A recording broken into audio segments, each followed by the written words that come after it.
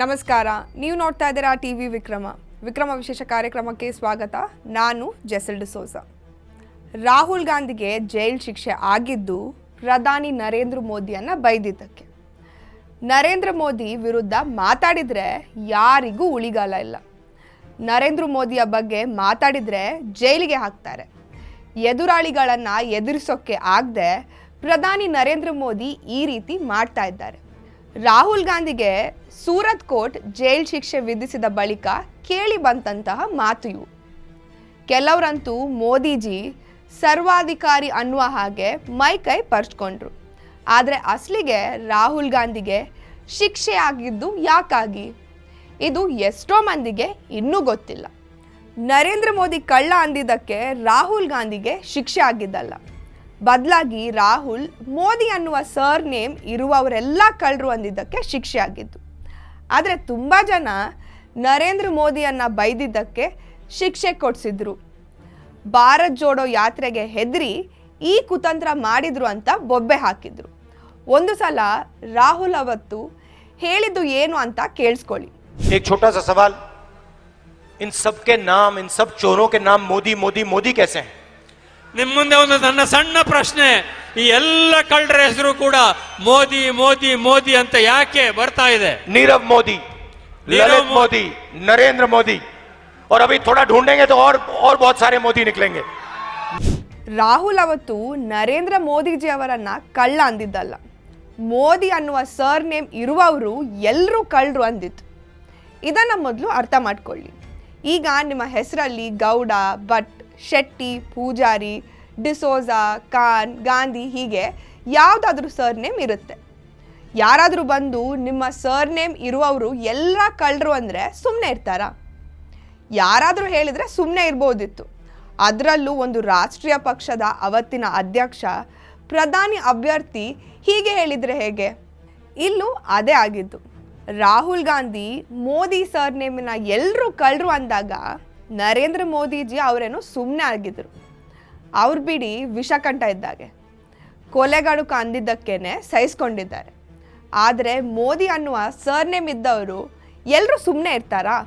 ಖಂಡಿತ ಇರಲ್ಲ.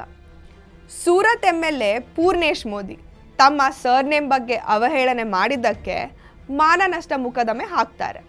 ಅದು ಕೂಡ 2019ರಲ್ಲಿ.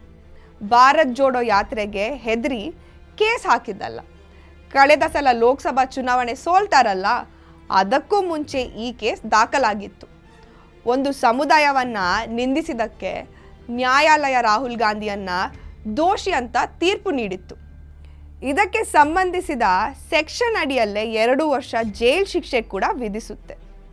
ಸೊ ನರೇಂದ್ರ ಮೋದಿಜಿ ಅವರಿಗೆ ಬೈದವರಿಗೆಲ್ಲ ಜೈಲಿಗೆ ಹಾಕ್ತಾರೆ ಅಂತ ಸುಳ್ಳು ಸುದ್ದಿ ಹಬ್ಬಿಸುವವರೇ ಇದನ್ನು ಮೊದಲು ಅರ್ಥ ಮಾಡ್ಕೊಳ್ಳಿ.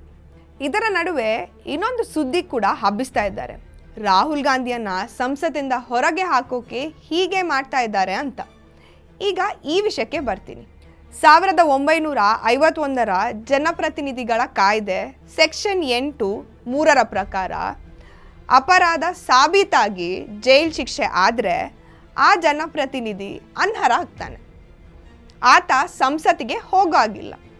ಅಷ್ಟೇ ಅಲ್ಲ, ಶಿಕ್ಷೆ ಮುಗಿದು 6 ವರ್ಷವರೆಗೂ ಆತ ಎಲೆಕ್ಷನ್ಗೆ ಕಂಟೆಸ್ಟ್ ಮಾಡುವಾಗಿಲ್ಲ. ರಾಹುಲ್ ಗಾಂಧಿ ದೋಷಿ ಆಗಿರೋದ್ರಿಂದ ಈ ಕಾನೂನು ರಾಹುಲ್ ಗಾಂಧಿಗೆ ಅನ್ವಯ ಆಗುತ್ತೆ. ದೋಷಿ ಅಂತ ತೀರ್ಪು ಬಂದ ತಕ್ಷಣವೇ ರಾಹುಲ್ ಸಂಸತ್ ಸ್ಥಾನಕ್ಕೆ ಅನರ್ಹ. ಇನ್ನು ಮುಂದೆ ರಾಹುಲ್ ಸಂಸತ್ತಿಗೆ ಹೋಗೋ ಹಾಗಿಲ್ಲ. ಇದು ಇವತ್ತು ನೆನ್ನೆಯ ಕಾನೂನು ಅಲ್ಲ, 1951ರ ಕಾನೂನು. ಅಂದರೆ ಅರ್ಥ ಆಯ್ತಲ್ಲ. ಆದರೆ 2013ರಲ್ಲಿ ಈ ಕಾಯ್ದೆಯನ್ನು ತಿದ್ದುಪಡಿ ಮಾಡೋಕ್ಕೆ ಮುಂದಾಗಿತ್ತು. ಆವಾಗ ಇದೇ ರಾಹುಲ್ ಗಾಂಧಿ ಆ ಸುಗ್ರೀವಾಜ್ಞೆಯನ್ನು ಹರಿದು ಹಾಕಿದರು. ಕೊನೆಗೆ ಬಿಲ್ ವಾಪಸ್ ಪಡೀತಾರೆ. ಹಾಗೆ ನೋಡಿದರೆ ಇದು ರಾಹುಲ್ ಗಾಂಧಿ ತನಗೆ ತಾನೇ ತೋಡಿಕೊಂಡ ಗುಂಡಿ. ಪಾಪ ಅವತ್ತು ಹೀಗೆಲ್ಲ ಆಗುತ್ತೆ ಅಂತ ರಾಹುಲ್ಗೆ ಗೊತ್ತಿರಲಿಲ್ಲ ಅನಿಸುತ್ತೆ. ಈಗ ಕೇಸ್ನಲ್ಲಿ ಜಾಮೀನು ಸಿಕ್ಕಿದೆ. ಆದರೆ ಅನರ್ಹ ಆಗಿರೋದ್ರಿಂದ ರಾಹುಲ್ ಗಾಂಧಿ ಸದನಕ್ಕೆ ಹೋಗೋದಾ ಬೇಡವಾ ಅನ್ನುವ ಕನ್ಫ್ಯೂಷನಲ್ಲಿದ್ದಾರೆ. ಅದಕ್ಕೆ ಈಗೊಂದು ಕ್ಲಾರಿಟಿನೂ ಸಿಕ್ಕಿದೆ. ರಾಹುಲ್ ಗಾಂಧಿಗೆ ಪಾರ್ಲಿಮೆಂಟ್ನಿಂದ ನೋಟಿಸ್ ಬಂದಿದ್ದು. ರಾಹುಲ್ ಗಾಂಧಿ ಈಗ ಅನರ್ಹ ಸಂಸದ. ಸೊ ರಾಹುಲ್ ಗಾಂಧಿ ಪಾರ್ಲಿಮೆಂಟ್ಗೆ ಹೋಗೋ ಹಾಗಿಲ್ಲ. ಫೈನಲಿ ನಾನು ಹೇಳೋಕ್ಕೆ ಬಂದಿದ್ದು ಇಷ್ಟೇ, ನೀವು ಕೂಡ ಸುಳ್ಳನ್ನೇ ಸತ್ಯ ಅಂತ ನಂಬೇಡಿ. ರಾಹುಲ್ಗೆ ಶಿಕ್ಷೆ ಆಗಿದ್ದು ನರೇಂದ್ರ ಮೋದಿಜಿಯನ್ನು ಬೈದಿದ್ದಕ್ಕಲ್ಲ, ಮೋದಿಯನ್ನು ಬೈದಿದ್ದಕ್ಕೆ. ಟಿವಿ ವಿಕ್ರಮ, ದೇಶ ನಿಮ್ಮ ಕೈಯಲ್ಲಿ. ಈ ಕಾರ್ಯಕ್ರಮ ನಿಮಗೆ ಇಷ್ಟ ಆಗಿದ್ರೆ ಲೈಕ್ ಮಾಡಿ, ಶೇರ್ ಮಾಡಿ. ಟಿವಿ ವಿಕ್ರಮದ ಕಾರ್ಯಕ್ರಮವನ್ನು ನಿರಂತರವಾಗಿ ವೀಕ್ಷಿಸಲು ಸಬ್ಸ್ಕ್ರೈಬ್ ಮಾಡಿ, ಬೆಲ್ ಬಟನ್ ಒತ್ತಿ.